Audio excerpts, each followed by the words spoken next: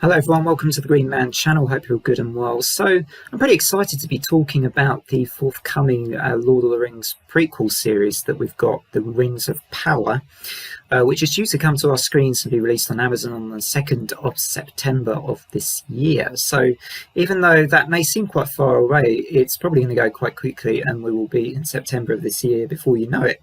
So, excuse me, I am quite looking forward to what this series. I've just got a good gut feeling that this is going to be a really good series, and if you like the Lord of the Rings films, you may want to get a subscription with Amazon and check this one out, because I've just got, I don't know, I'm not basing this on anything. It could be terrible, but I don't know, it's going to have a big budget. I think it's got a big budget behind it. I'm kind of getting the feeling from researching it that, you know, they will give this, you know, give Tolkien's work some respect.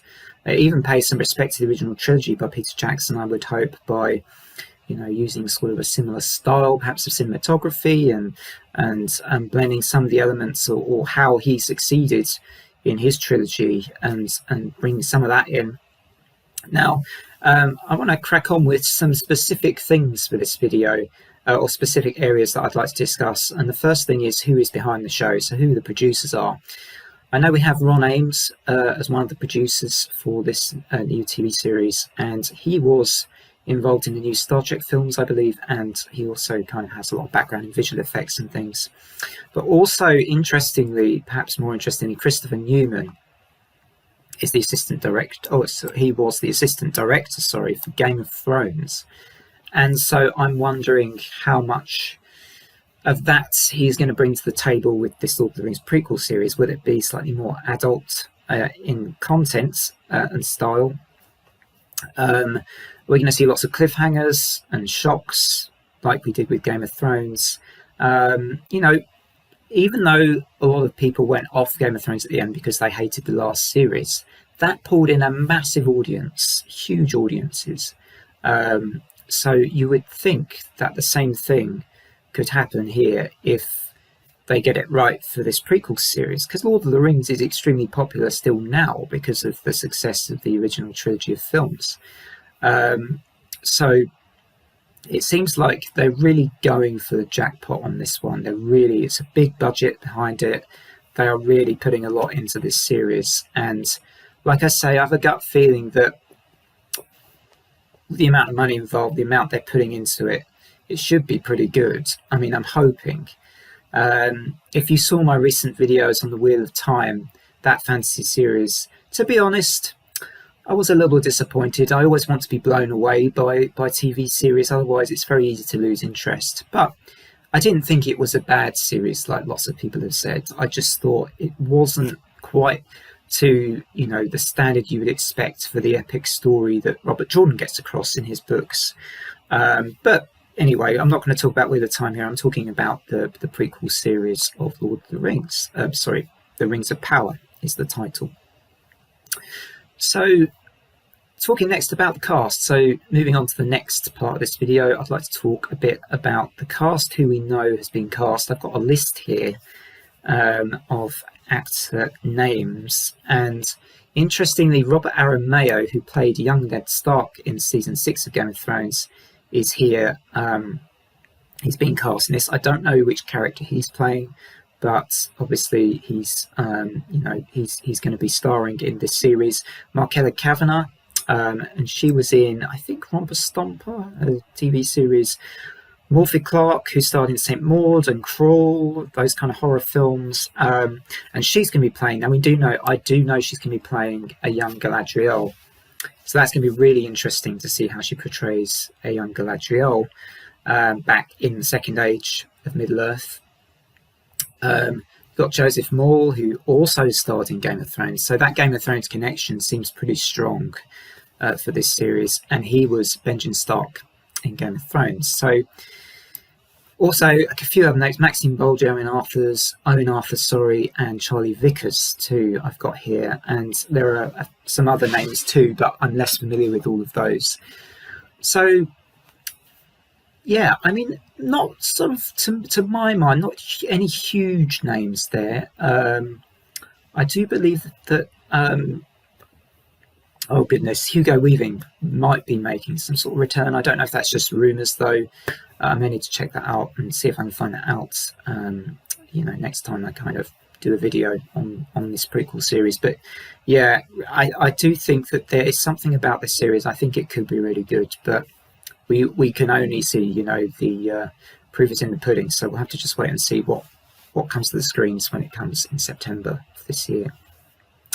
Now, the last part of this video, I just want to talk about when this is set in Tolkien's, in Middle-earth chronology, right? Is it in the first age, second age, or third age? Now, we know with the title, The Rings of Power, it's probably going to be set in the second age, perhaps around the time the rings were forged, because there's all sorts of, interesting Sauron-related kind of developments that happen about that time.